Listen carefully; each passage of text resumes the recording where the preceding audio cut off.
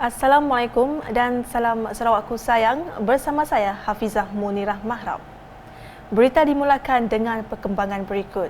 Masyarakat yang mendiami kawasan berisiko banjir diingatkan sentiasa bersedia dan mengambil serius berkenaan ramalan kaji cuaca semasa.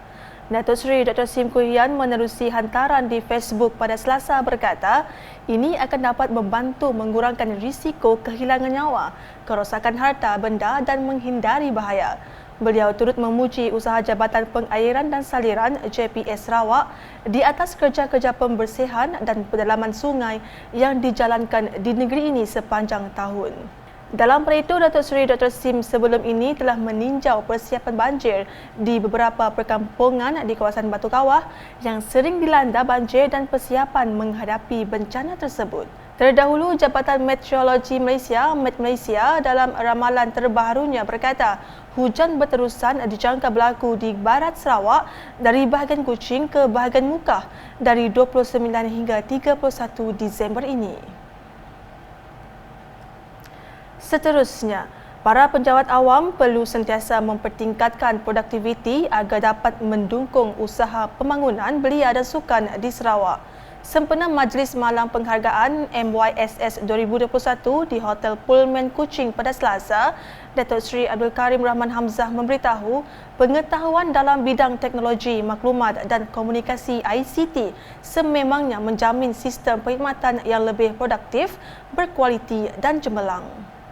Di kesempatan ini saya juga ingin mengingatkan agar warga kementerian lebih peka dan melengkapkan diri dengan berbagai ilmu-ilmu yang ada, sama ada pengetahuan dan juga kemahiran terutama sekali dalam bidang ICT bagi meningkatkan lagi kecekapan dan juga keberkesanan sekaligus menjamin sistem penyampaian perkhidmatan kita yang lebih produktif, berkualiti dan juga cemerlang. Beliau menambah selain itu integriti juga penting dalam menyampaikan perkhidmatan yang terbaik kepada rakyat. Dengan adanya sikap integriti dalam diri, masyarakat dapat memberi kepercayaan kepada penjawat awam. Ujar Datuk Seri Abdul Karim lagi, penjawat awam juga berperanan sebagai ejen transformasi paling hadapan dan menjadi perantaraan di antara rakyat dan kerajaan yang berkesan ke arah menjayakan agenda transformasi negara. Jadi, tapi satu perkara juga yang ingin saya ingatkan sebagai penjawat awam, tuan-tuan dan puan-puan juga berperanan sebagai ejen transformasi paling hadapan dan menjadi perantaraan antara rakyat dan juga kerajaan yang berkesan ke arah menjayakan agenda-agenda transformasi negara. Tegasnya, setiap penjawat awam haruslah patuh kepada prosedur tugasan harian yang disandang kerana kementerian amat memerlukan warga kerja yang profesional, progresif, bijaksana dan berketerampilan agar visi dan misi kementerian tercapai. Pada majlis itu, Datuk Seri Abdul Karim telah menyampaikan penghargaan kepada seramai 39 penjawat awam Kementerian Belia dan Sukan Sarawak yang menerima anugerah perkhidmatan cemerlang APC, 15 pegawai bersara dan 5 orang dari latihan pengukuhan graduat Sarawak GATS. Berita selanjutnya, para nelayan diingatkan untuk sentiasa menjaga keselamatan diri ketika menangkap ikan di laut dan sungai ketika musim monsun timur laut yang sedang berlaku ketika ini. Menurut Datuk Seri Lee Kim Shin, ketika ini cuaca tidak menentu dan laut bergelora yang boleh membahayakan keselamatan nelayan. Untuk itu, nelayan perlu sentiasa mengutamakan keselamatan diri dengan menggunakan jaket keselamatan dan memastikan keadaan bot sentiasa dalam keadaan baik.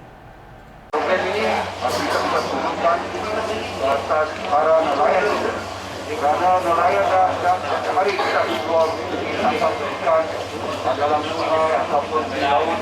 Kadang-kadang ada cuaca yang kurang baik, jadi keselamatan mestilah sentiasa diutamakan. Salah satu caranya dalam istilah menggunakan apa ini life jacket. Itulah sangat penting. Ada juga jagalah perahu anda semua supaya perahu itu adalah selamat. Beliau berkata demikian semasa berucap dalam kempen kesedaran keselamatan sungai Safety Pace Carelessness Slash Wear Your Life Jacket di Jeti Nelayan Kampung Piasau Utara Miri pada Rabu. Pada majlis itu, sebanyak 100 helai jaket keselamatan telah diserahkan kepada 50 peserta yang terdiri daripada nelayan kawasan Miri. Dalam perkara itu, Datuk Seri Lee menambah orang ramai diminta untuk terus menjaga kebersihan sungai-sungai kerana ia merupakan tanggungjawab semua pihak. Lembaga sungai-sungai juga ini juga memperintahkan kita untuk menjaga kebersihan sungai. Ini juga salah satu program di bawah lembaga sungai-sungai. Kerana sungai-sungai ini adalah tanggungjawab lembaga sungai-sungai dan salah satu usaha yang adalah dilakukan sungai-sungai kita adalah bersih dan juga selamat. Berikutnya mengenai kejadian air pasang besar dan hujan lebat yang berlaku pada minggu lepas telah menyebabkan kawasan perumahan di Seaview Park Bintulu dinaiki air sehingga ke halaman rumah penduduk dan mendatangkan masalah. Johnny Pang Leong Ming ketika ditemui setelah meninjau keadaan hakisan dan penduduk di kawasan itu pada Isnin berkata beliau akan berbincang dengan Jabatan Pengairan dan Saliran JPS untuk mencari jalan penyelesaian jangka panjang bagi menyelesaikan perkara itu.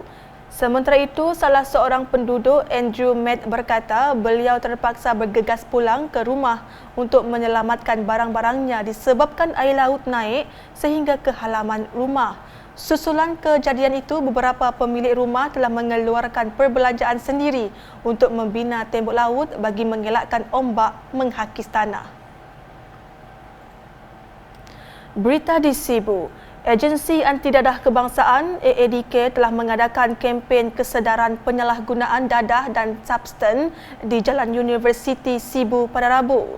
Simbolik pelancaran kempen kesedaran tersebut telah disempurnakan Pegawai Daerah Sibu yang juga pengerusi One Stop Committee OSC menangani isu dadah dan substan MIDS Sibu, Suhaili Mohammed.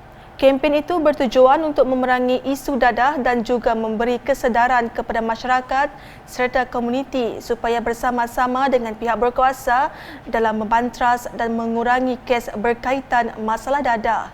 Dalam majlis sama turut diadakan acara penyampaian risalah anti dadah kepada Jawatankuasa Kecil OSC MIDS Sibu.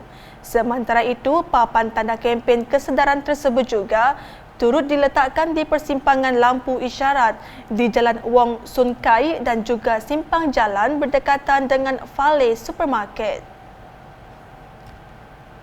Di Sebuyau pula, program kesenian Persatuan Silat telah diadakan di gelanggang Pusat Cemerlang Kampung Masjid Sebuyau pada Selasa. Program tersebut bertujuan untuk mencari belia yang berbakat di daerah Sebuyau untuk diketengahkan ke dalam sukan silat di Sarawak. Pengerusi Persatuan Seni Silat Helang Putih Perkasa SHPP Sebuyau, Zakaria Taha, memaklumkan bahawa aktiviti Pusat Cemerlang adalah kerjasama dari Perbadanan Sukan Sarawak SSC dan Majlis Sukan Negeri Sarawak MSNS. Selain itu, sukan silat ini juga melahirkan seorang anak muda dari Sebuyau yang telah memenangi pingat emas dalam Sukan Sukma Perak 2018.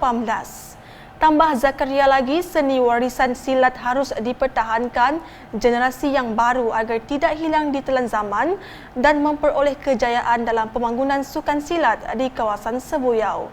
Dalam perkara itu, kelas atau latihan silat Persatuan Seni Silat Helang Putih Perkasa Sebuyau akan diadakan pada hari Selasa, Rabu, Jumaat dan Sabtu bermula jam 8.15 malam hingga 10 malam bertempat di Pusat Cemerlang di Kampung Masjid Sebuyau.